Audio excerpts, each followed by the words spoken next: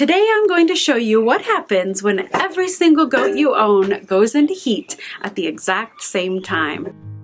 Lately, it feels like every choice carries more weight. We're not just keeping things going anymore, we're asking them to start working.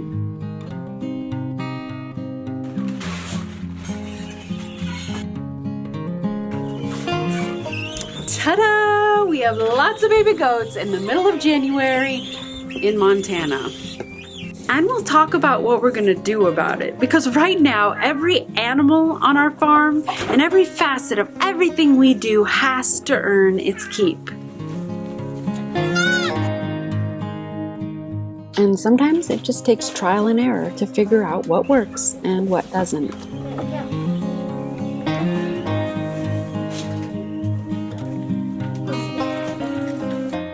This is how it all began. Our kidding season started fast and furious.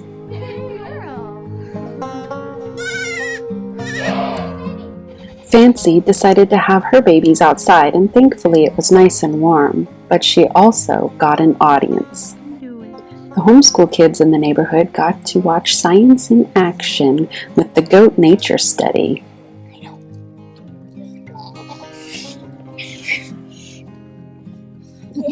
Yeah, you gotta finish. Keep pushing. Leave her alone and let her push that. Oh, yeah. Isn't that amazing? Looks like it's black, maybe? It was getting dark quickly, so we decided to bring her inside the barn. You almost got her, Robin. Just get a pop out. Just get it over. Get it around. There you go. Don't let it go then now, Hadassah. Let it go.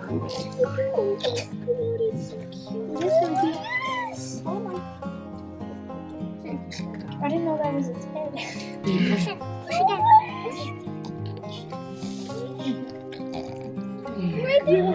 Let it sit for a minute. Just like get your close to the other side and get a leg. A leg? A break. Yay, Mama! Just like you. Oh, now I'm sort of jumping. There you go. Yeah, pretty good story, huh? How you doing, Mama? Yeah. There you go. Pop. There. Come on, little. Which side is it? See, it's still in the sack. Isn't that amazing? Wow, this one's fast. So when she comes out, pop the bubble if it hasn't. Is this one gonna be? You want me to? Start? Yeah, you can start. Get around its mouth. Get it away from its mouth is the most important. Yeah, I know, I'm trying. And bring it up out of the goop. Can it choke on it? Mm-hmm. Keep going. Get it off its nose.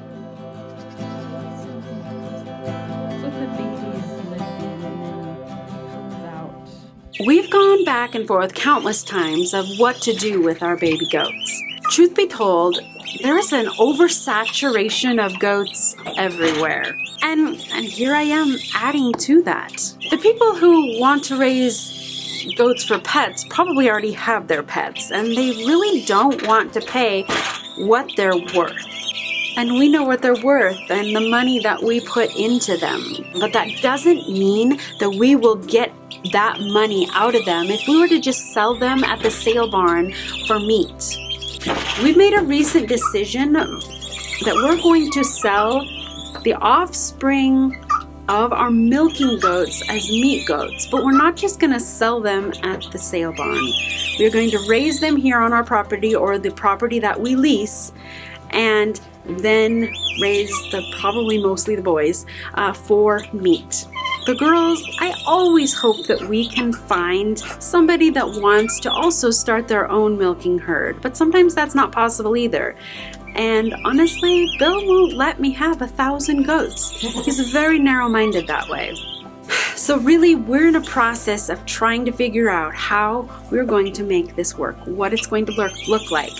But we're going to use our mercantile that's on our property as the avenue of selling the meat. Are all these goats getting enough to eat? Yeah, you know, some of the kids from last spring, I feel like they need to get a little bit more meat on their bones. But really what we need to do is get another one of those feeders out there and have it be that there's 2 feeders, 2 bales of hay, so that the old pushy goats can get their hay in one and the young ones can get their hay in the other. That's my ultimate goal. Yeah. And even with all the other goats now, they're eating the bale, and now then these ones are going to need 2 feeders to feed them all, because they'll be eating hay so quickly. I know, before we know it, they're going to be right along with the others. Eating. Huh. Yeah, surely we need to be making sure that all of them are getting enough to eat, so that as we go through the rest of winter and into spring, that they are very healthy and just a good body condition, so that we can just start the summer strong. These babies are doing really good, though. They are. We just really need to be on top of things and make sure that none of them miss a meal or get chilled. Because when they miss a meal, just even one meal can ruin everything. They miss it, they get chilled, and then everything goes downhill, and it's awful. It would be really bad if something went wrong. It really would. And right now, like I said, with our farm, everything has to matter. Everything has to be going well. We can't let those little problems, those things happen that mess up the plan, mess up where we're heading. All right, let's make sure all these babies get a meal before we go inside and put the milk away. Okay? All right, thank you guys. Yep. Every kid born is important. It affects the bottom line. All 4 of us know how important each animal on our farm is.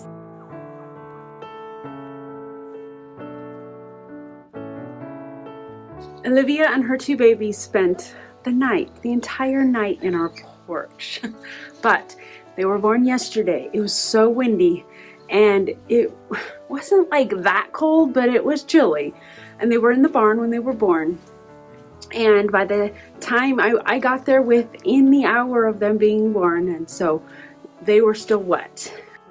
It took the boy probably 5 hours to warm up, and the girl 7 hours to warm up before she was even ready to stand and even think about sucking. She would not, nothing was in her radar to want to have any milk because she was cold.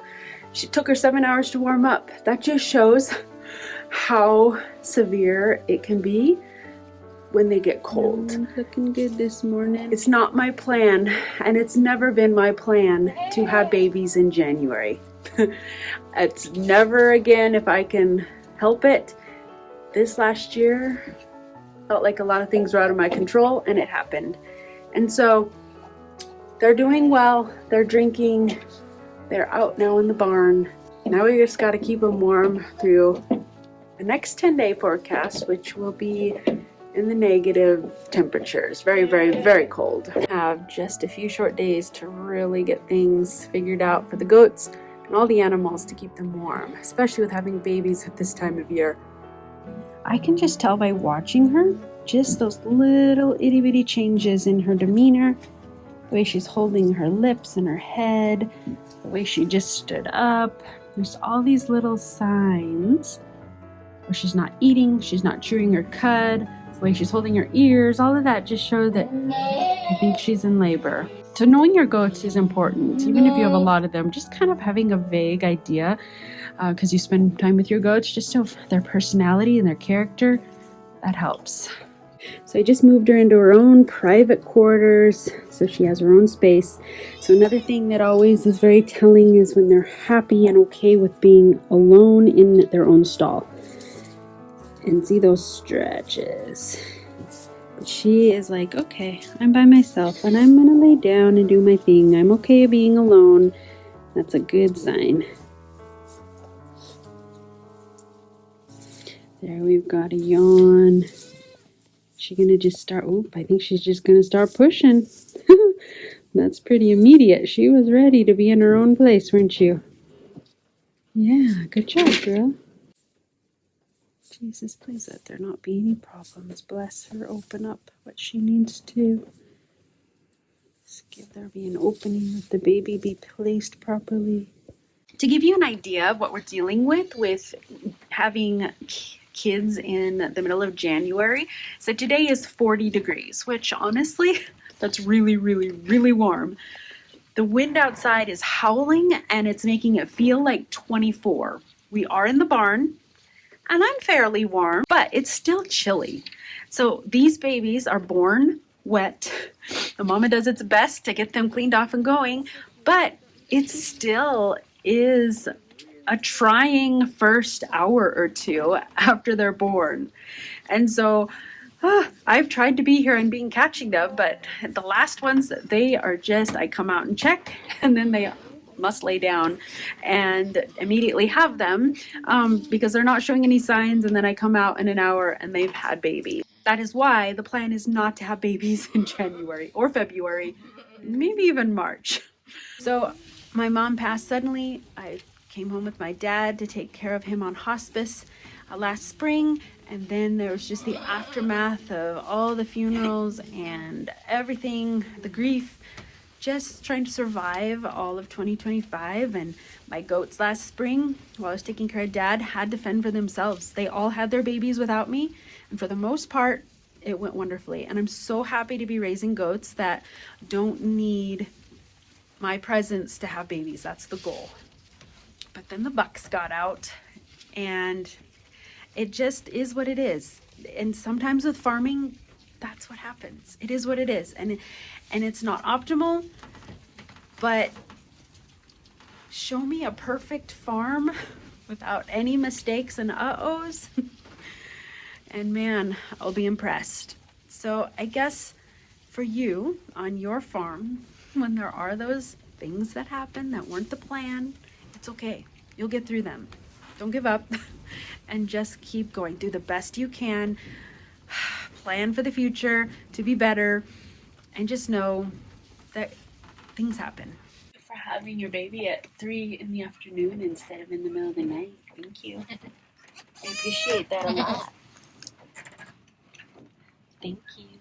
Let's see, look at Mama's been attentive. She's ready to nurse, but there's some shivering. Hey, what's going on out here? Huh? What's going on out here? It's a whole gang. It's a whole gang. Yes, it is. We marked them with some spray paint because it is easy to get confused. So each of them has a different marking, so we can tell who's who and who goes to who. And they all come to me because I've been coming out regularly and taking them to mom just to make sure that mom is feeding them. So when I come around, they're like, "Food! Take us to mom! We're full of food!"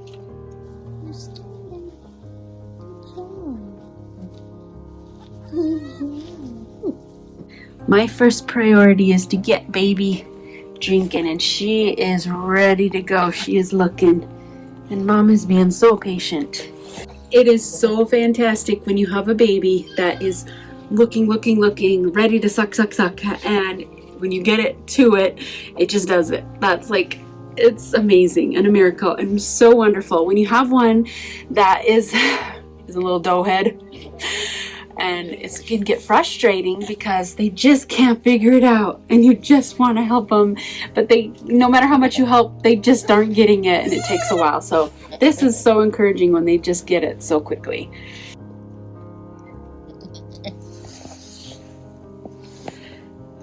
Yeah.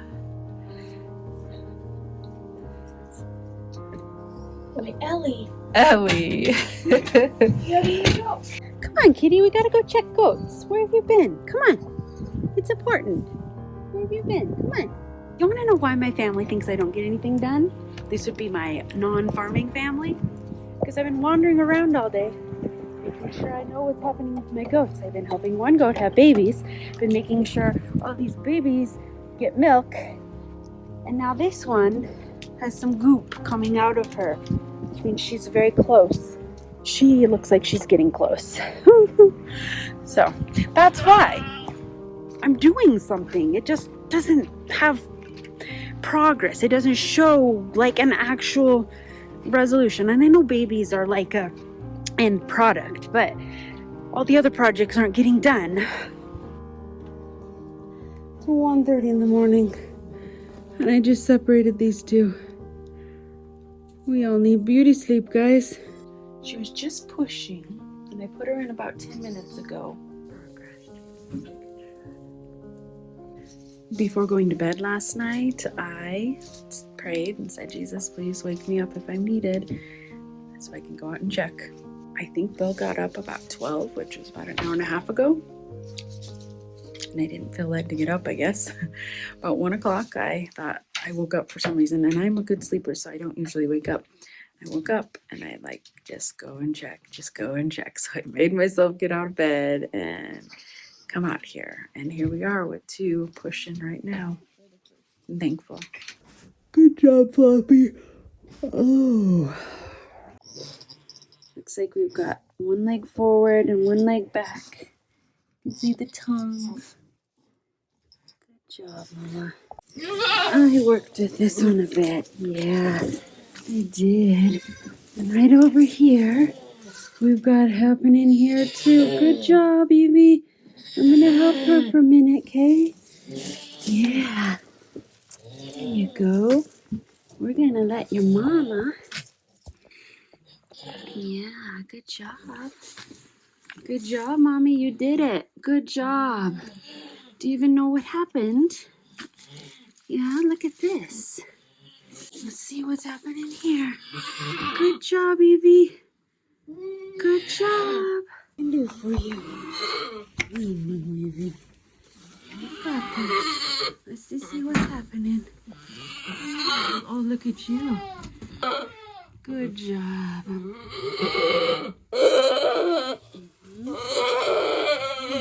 Oh, good job.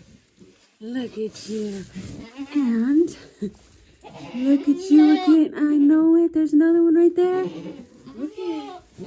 Good job. Good job.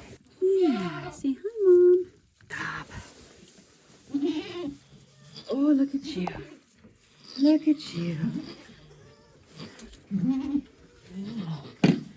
Look it over here.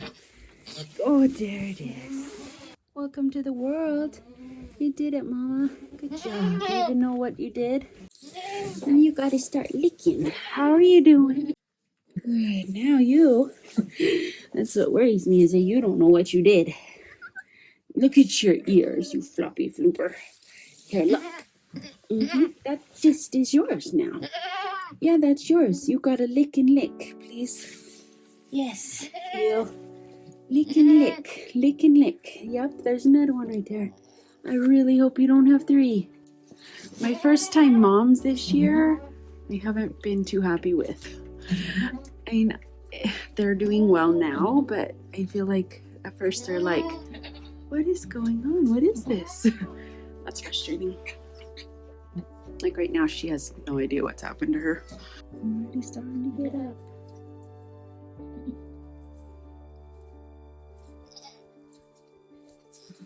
This is what it's come to. We're in the porch. In the porch by the wood stove. But she wasn't being a very good mama. She finally is now licking them. But the little one here, this little girl, she was getting chilled. This one got a little bit of milk, but this one just was getting too cold without her mama taking care of her and just it being so cold out. It is so good to see her licking. Wish she'd lick the little girl. Little girl. Don't get so close. Hey, this one too. Yeah. I bid you guys good night. It's 3 o'clock in the morning and you're up and drinking. You feel like you're the only one. The mother ones are inside. And good night.